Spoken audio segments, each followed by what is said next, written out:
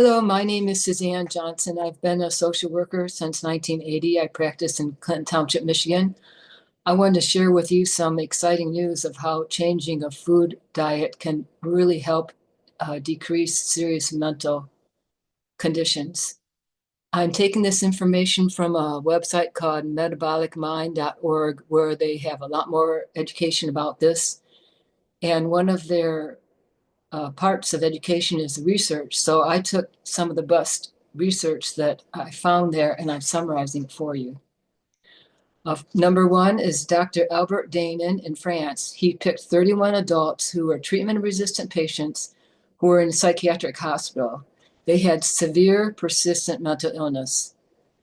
That includes major depression, bipolar disorder, schizoaffective disorder. They were put on the ketogenic diet, which in this case was under 20 grams of carbs a day. They were in the hospital from 6 days to 248 days. 3 people didn't follow the plan, so they had to be excluded. All of them did experience weight loss. Of the remaining 28 people that were included, they used a depression rating score called the Hamilton Depression Rating Score, and the scores went from an average of 25.4 to 7.7. Using that Montgomery-Åsberg Depression Rating Scale, the average score went from 29.6 to 10.1. Nearly half of them no longer met criteria for mental illness after treatment. I think this is really remarkable. I don't know, I imagine it's in France, it's like the United States. It takes a lot to even be put in a psychiatric hospital. So I'm very happy about these results. The next one is Dr. Lori Calabrese and colleagues presented a case series of 3 adults. They achieved complete remission of major depression. That's a very serious depression. Not anyone can meet that criteria. And generalized anxiety disorder. 2 patients had complete remission of the major depression and generalized anxiety within 7 weeks of being on the ketogenic diet. One required 12 weeks. I've treated people for years that didn't get this kind of relief. So it was interesting. They said that anxiety responded more quickly than the major depression. They saw flourishing and self-compassion increase steadily. I will link the studies below this video so you can read them in more detail.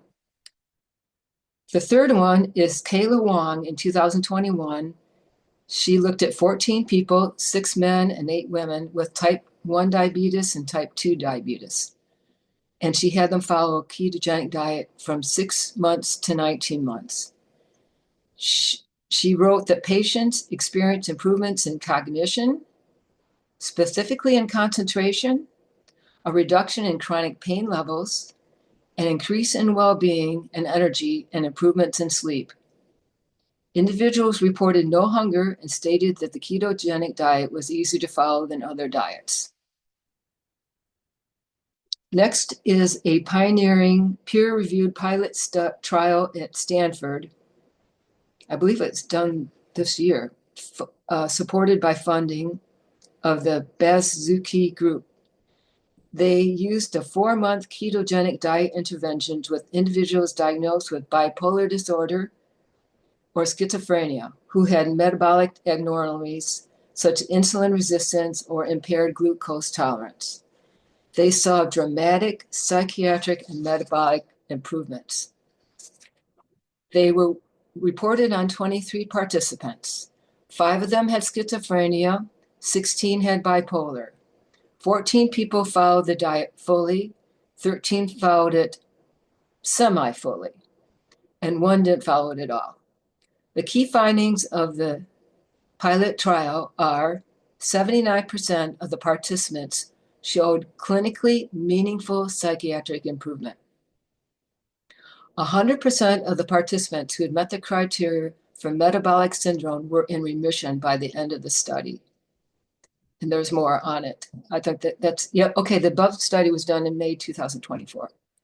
Next one is Dr. Aaron Bellamy and colleagues analyzed lived experience accounts of ketogenic therapy for depressive symptoms. There was 9 participants. They followed the ketogenic diet for a minimum of 12 weeks. The participants experienced a mental health improvement such as increased self-esteem, confidence, motivation, and achievement. Some experienced more control in life and a greater sense of reward. Those with depressive symptoms who initially reported low self-worth and hopelessness later reported increased self-esteem and renewed meaning and purpose in life. Sub-themes that were mentioned is they found some people had food addictions, and many people, the participants, said that they no longer had cravings for the food that they used to crave.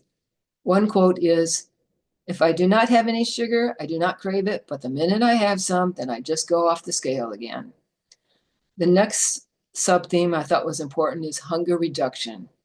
They were felt in control of what they ate because they weren't hungry.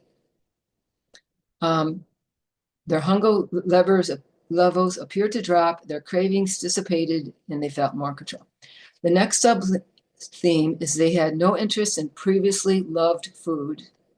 And the last one I mentioned is they had an increase in general motivation levels, determination, achievement, and a sense of reward that was felt. So that's the end of my summary. I hope you got a lot out of it. And I will put links below to each of the studies. Have a good day.